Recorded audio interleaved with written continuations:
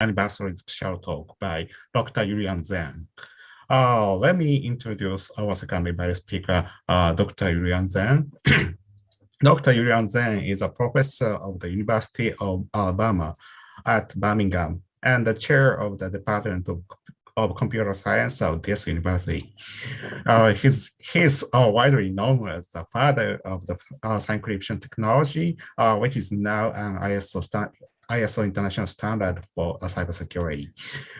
He is pioneering research in immunizing public key encryption against adaptive attacks has been embodied in a multiple number of industry standards, including those from ISO, IEEE, and IETF. He plays an active leadership role in international research communities and especially co-founded the ISCL PKC conference, this conference. Now, Dr. Zheng serves on the PKC steering committee as the chair. In his invited talk, Dr. Zheng will give a talk about the first 25 years of PKC conferences. Today's presentation will be 30 to 40 minutes in length, so we will finish earlier than the time stated in the program. Okay, let's welcome Dr. Yuliang Zheng. Okay, please start your talk. Hey, good morning and good evening, depending on where you live. Thank you so much for the introduction, and it's my great pleasure to have an overview of the first 25 years PKC. I'm so happy to see you all virtually. Hopefully next year we can see you all in person though. So my presentation talk will be short, I think. I'll give you a very high-level overview of what happened in the past 25 years of the PKC conference. Okay, looks like I'm having trouble with moving the slides. Okay, that's good. So here's the outline of my presentation. So I'll give some background information about how the conference, PKC conference, was established. And I'll spend some time talk about what were the goals we had at the time we established the conference. And then we'll have an overview of the major milestones of the conferences of the past 25 years. And finally, I'd like to have a quick personal view about what PKC might head towards down the road in the future. So to talk about PKC, we have to go back to 26 years, back in 1997. At the time, I was spending 1 year at Professor Hideki Imai's lab at Tokyo University. I had a great time there and I met a lot of friends, attended a lot of conferences, including, as you can see, Bob Blakely was one time a short-time visitor of the lab as well. While meeting other people, talking to various researchers about, research in the futures of PKC,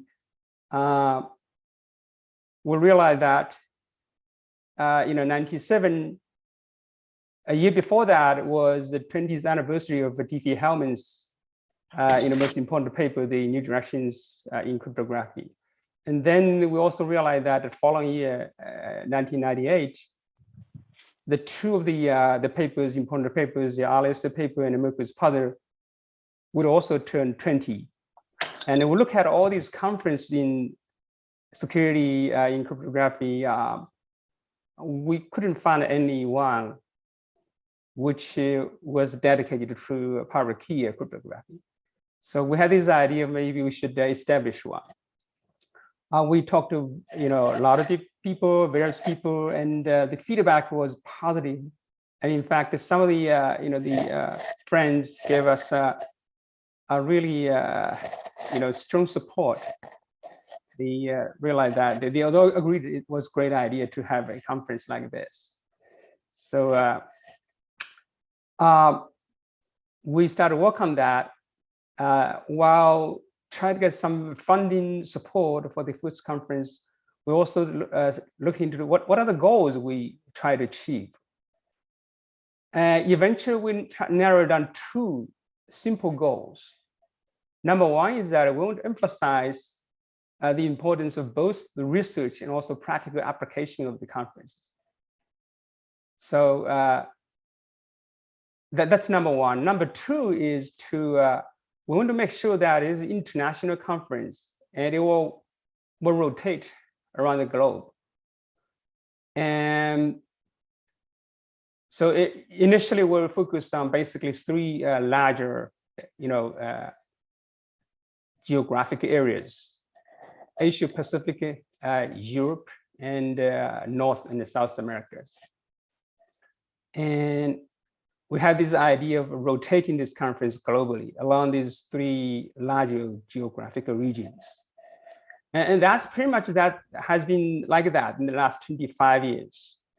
And we also realize the importance of fostering research in some of the less developed areas. So the idea is to maybe insert some of the less represented areas every few years. We've been trying to do this in the last 25 years. That's the goal. The 2 very simple goals. And once that's done, we worked hard to secure fundings and then invite some of the important contributors. Eventually, we will be able to secure 4 invited talks. So it's on this slide. The first one was by Franco and Yang. The second was Yusaski. Third one's Araki. And his colleague is Sato and Miura. And finally, Jacques Stern also joined us as a special guest. So we had like 4 invited talks plus contributed papers. The conference was eventually the proceedings were published by Springer. So you see the picture of the first conference. After the first one, we immediately started work on the second one, 99. And we realized that even though our goal was to make it, mobile, right, rotating around the globe, but it needs some, footing in the first place. So we decided to have the second one also in Japan. I still remember that was in Kamakura, I think.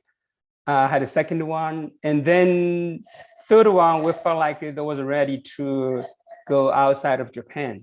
And so we had a third one in Australia, Melbourne. While in Melbourne, we established the first steering committee.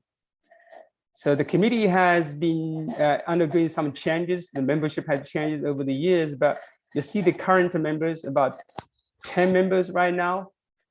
And we've been pretty active. We have regular communications. We solicited, potential, the hosts for next conferences. And every year at PKC conference, we have our annual steering committee meetings. In fact, this year we have one this coming Friday. We have our terms of references, and we have our representative on the ISCR board of directors. So the model, I feel like, it's been pretty successful, and my understanding that ISCR adopted some of the aspects of that in its bylaw, and also our practice has been adopted by some of the other conferences. The past members, some of the members who made a lot of contribution to the conference are listed on these slides.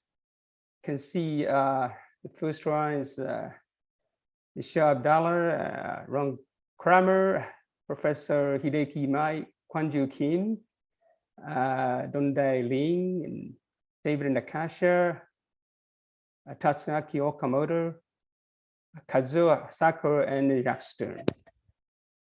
So these are some of the people who made a lot of contribution, in addition to the current member of the steering committee.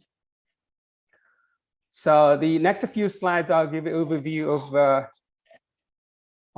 the 25 conferences. So as I mentioned earlier, first one was in Yokohama, and we had 140 attendees, number of papers. Next one, 99, was in Kamakura, and the third one, the 2000 PK 2000, was in Melbourne. First time going outside of Japan. And that was followed by Korea in Jeju, beautiful Jeju Island. And then Paris, and then PKC 03 was in Miami. That was also considered a pivotal year because from PKC 2003, PKC officially became part of ICR conference series. And that was followed by PKC 04 in Singapore, 05 in Switzerland, and then New York for PKC 06. As you can see, the number of participants kind of has some fluctuation, but overall, I would say it was pretty healthy at the beginning, and there's some challenges in the middle, and then numbers started coming back again. A couple of pictures. In Melbourne, we had Klaus Schnorr as invited speaker. Was very well received. And PKC 05 was in Switzerland. I still remember the snow. It was so much snow, to a lot of people like myself, the first time see so much snow in our life. So that was very impressive. And followed by PKC 07 in China, Beijing. And then 08 Barcelona, and 09 in Irvine, California, and PK16 back to Paris again, and PKC 11 in Italy, and 12 in Darmstadt, Germany, and PKC 13 was in Nara. As you can see, the numbers are getting picking up again, right? And the number of papers received definitely has been increasing, for this group of conferences. Another picture, it's the PKC 08 in Barcelona. The wine was very good. And then the PKC 14, first time held in South America. That was a huge success, had over 100 participants. And then 15 back in US, that was in NIST.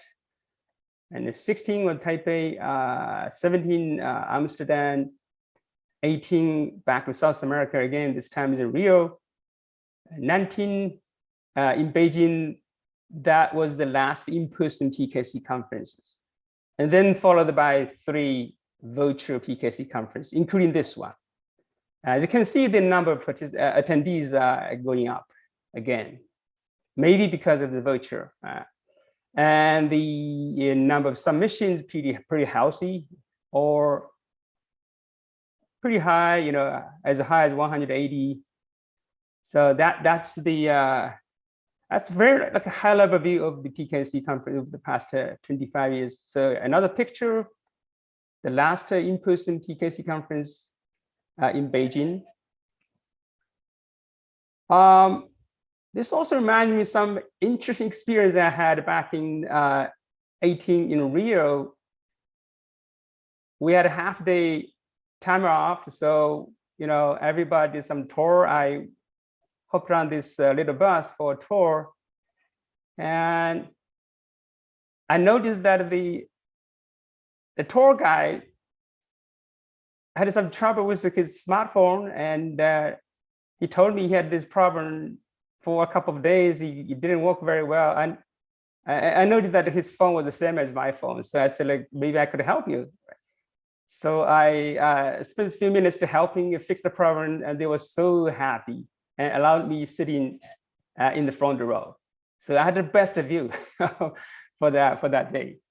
That was a very memorable experience for me. So very much a high level view of Milestone. 1998, the first time PKC was started. 2000, going outside of Japan, was held in Melbourne, Australia.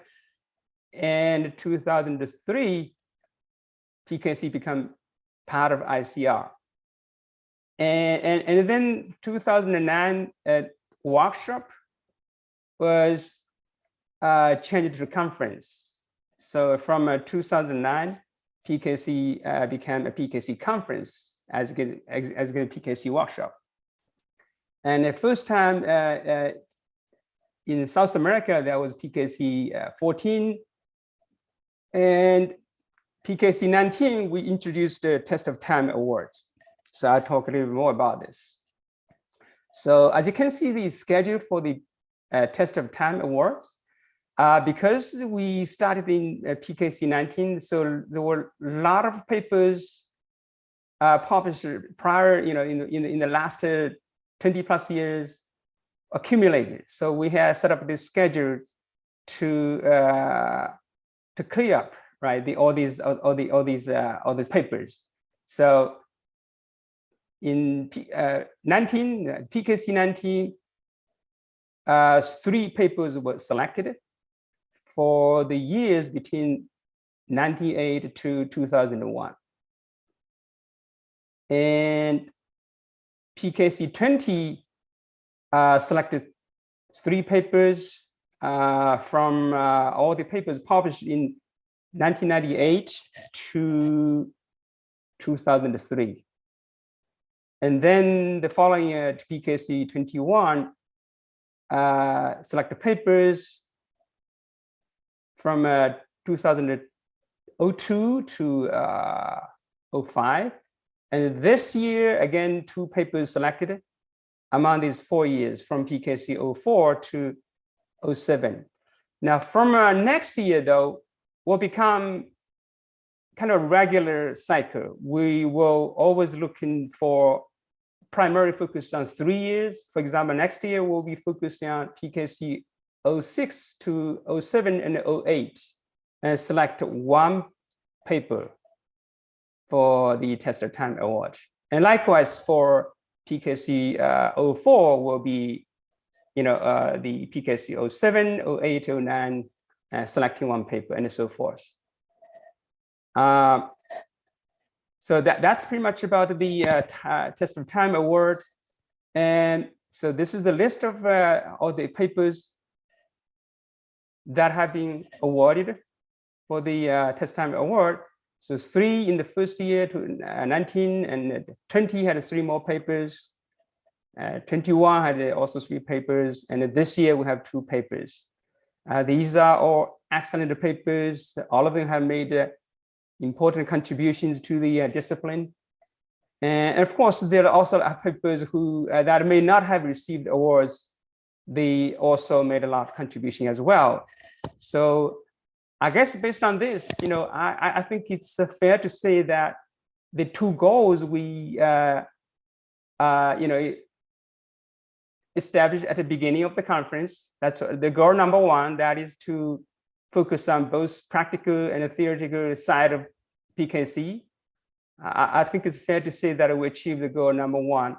Number 2 is to promote research globally by rotating the conference in different parts of the world. I think also it's fair to say that we have achieved that goals as well. So in terms of the following conferences, next year, we have a candidate location. The plan is to have it in Atlanta. We have a great team from Georgia Tech who is in the process of preparing a proposal. The hope is that will be approved by ICR in the near future. And once it's decided, we'll make an announcement. PKC 24 is going back to Europe. We're actually in the process of soliciting proposals from interested parties. So if anyone in Europe would like to host the conference PKC 24, please contact any member of the steering committee. Now, as for beyond to PKC 24, personally, I feel like it's a good time to look at, the second goal, right? Can we do better? Perhaps, if you look at the map, these red dots are that's where the conference PKC have been held so far, and there are a lot of places which we haven't had a PKC yet, and so I think it's for the community to really think about that. If the conditions are right, perhaps we should also consider to have a PKC conference in some of the less represented places. For example, South and Southeast Asia and Middle East, possibly Africa and so forth. And surprisingly, we haven't had PKC in Canada yet, so that will be potentially one location as well. So that's actually very much, that's what I have. It may be shorter than the planned time, but I'll be happy to answer any question and also discussion and so forth. Maybe I can stop screen sharing now. Thank you very much. We can see our faces. Okay. So let's thank our speaker. Thank you. So do you have any question? So especially the future hosting of the PKC conference or proposal for that? I have a question. Yes, yes, please. Yes. I think I was president of IACR at the time that PKC started. Yes, you were. And yeah. That was a long time ago. And, right after that, I think FSE started, and then TCC started around 2004. And, these smaller conferences, the so-called area conferences, were starting up at that time. Right. And I think they were designed to solve a couple of problems. One was that they needed a cohesive community of people interested in the subfield of cryptography that could get together regularly and talk to each other. But I also think there was tension in the regional conferences that there were not enough speaking slots. And so there were a lot of new people getting PhDs in cryptography. They needed a place to publish. And that has continued to be a problem, right? The community has grown. We have more and more papers being published. I'm on this committee to review a new journal right now for IACR. And this is partly a reaction to the fact that there are just so many papers being written in cryptography, they don't have a place to be published. But I wonder, from my perspective, it feels like the community has fragmented a little bit too much. And I think it's unfortunate that, the people from TCC don't talk to the people from CHES, for example, as much as they would have if they had been attending the same conference. They might have heard things that give them ideas for their own field to investigate that they wouldn't hear because they were at different venues. And I sort of feel like, what I'm curious, what do you think of the model where we go back to having just 3 conferences a year, but they're very big conferences and they have many parallel sessions? So that way we would all go to the same conference 3 a year, say. They might have, I don't know, 4 tracks or 3 tracks or something, quite a few tracks in parallel. And I think the papers, there would be sessions dedicated to public key cryptography, dedicated to theory, dedicated to FSE. I'm curious, from the communities, that now have a constituency, TCC, PKC, FSE, CHES, they may want to continue in their tradition, but I feel like for their own benefit, it might be good for the future of their communities to actually mix a bit more with the broader cryptographic community. I'm curious if you agree with me about that. I think, I think I agree with you in a way. I think, there's always some tension there, right? As you mentioned. Of course, I think whether we can actually completely, turn the clock back, that may be tough. Maybe what we should look at is actually to emphasize the crypto Asia, crypto Europe as the primary venues for us to get together, maybe. And at the same time, also allow this, area conference to thrive. I mean, there's a tension here. How to get both done well, it is, I think, it's challenging. But I think one way we've tried this is by co-location. Ches has been co-located with crypto several times. I agree. Actually, we tried a couple of times as well. I think remember last time was in Paris, in France. Paris followed by, I forgot which year. Yeah, we tried a couple of times. That certainly helps as well. Right. Although if they're on 2 separate weeks, then it causes different tension, because then people want to travel for 2 weeks. It's hard to be away for 2 weeks sometimes. Yes. Yeah, I agree. I think maybe Modi, you have some idea as well. We can start from start to PKC to all the way. Yes, I think the fragmentation of the community is natural because the areas are fragmented. But if we didn't start the special area conferences, PKC, FSC, TCC, and so on, these conferences would have gone to be hosted under other organizations. Like TCC might as well be hosted under special interest group of theory, SIGACT in ACM. Chess would have gone to IEEE Signal Processing Society and things like this. So this is one thing, is to keep the umbrella. Now, to put everything in one conference with one committee that has to decide on all these papers, then it's a little bit a disadvantage because one of the reasons for the special conferences is to let new authors publish a paper on very specific problem, either suggesting one or advancing some other. And this paper, let's say in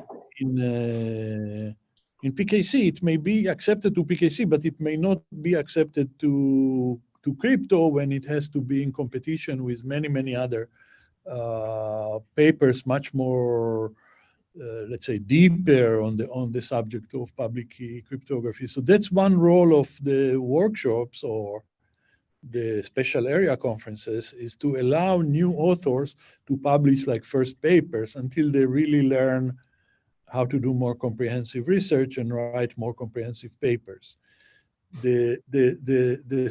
Another reason for keeping the conferences separate is to allow local hosts to host conferences, showcasing to their deans and university presidents and so on that they are hosting the broader community, and they are on the map. So next year, for example, we may be going to Atlanta. Atlanta just started a school on cybersecurity, and cryptography is part of it. And this is a way for them to showcase that they are an accepted school in the community, and that's how they were offering to host. So I'm not saying there aren't advantages of having a single conference with 50 parallel sessions on different subjects, but there are also advantages for the separate conferences. And if you ask me, I don't know. It's very hard to judge among the different criteria. It's a multi-criteria decisions, If I like to travel less, I would say, put it all together and it will solve my problem. But then somebody would say, oh, I want to host it because we have a new faculty and we want to show to our department that we are very active and recognized. So how do you reconcile these different willingness and different goals of different people? It's very hard to decide. I don't know how to decide. Thank you. Thank you. So do you have any other questions or comments? I was, thanks, Yuliang. It's nice to see you again. Yeah, I was interested in the question of geographic representation and accessibility because I live in New Zealand and it's often been difficult to go to conferences.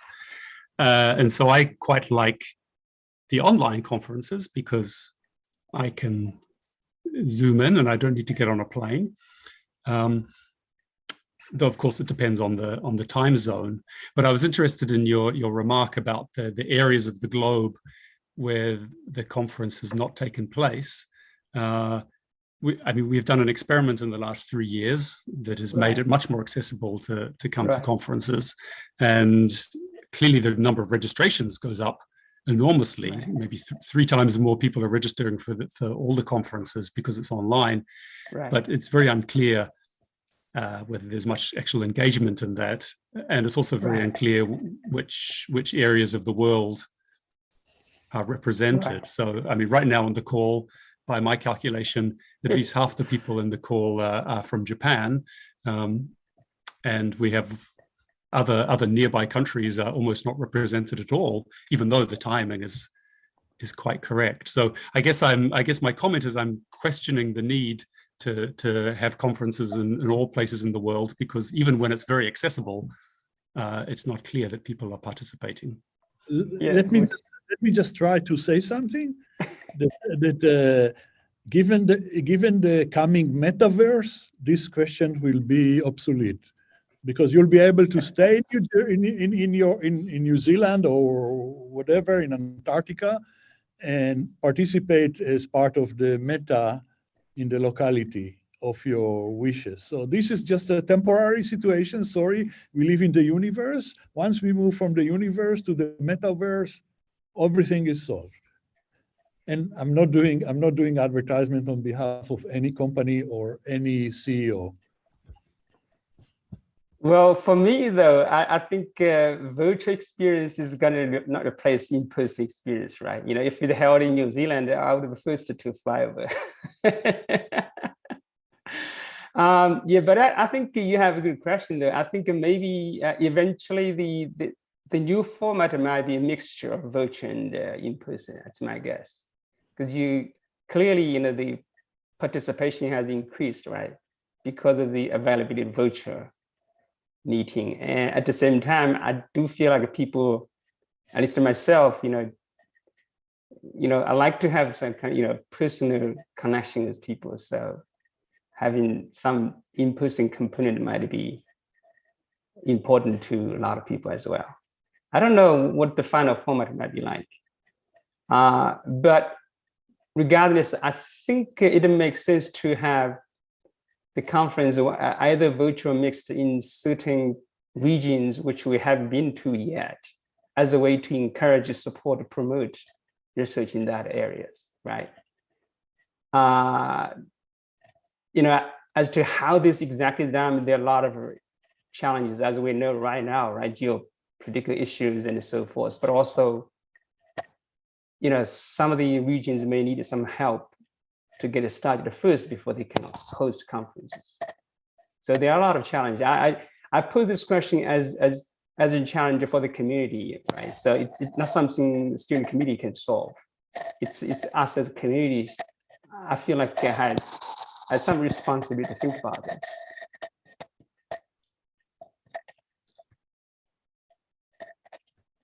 Thank you. So, are there any questions?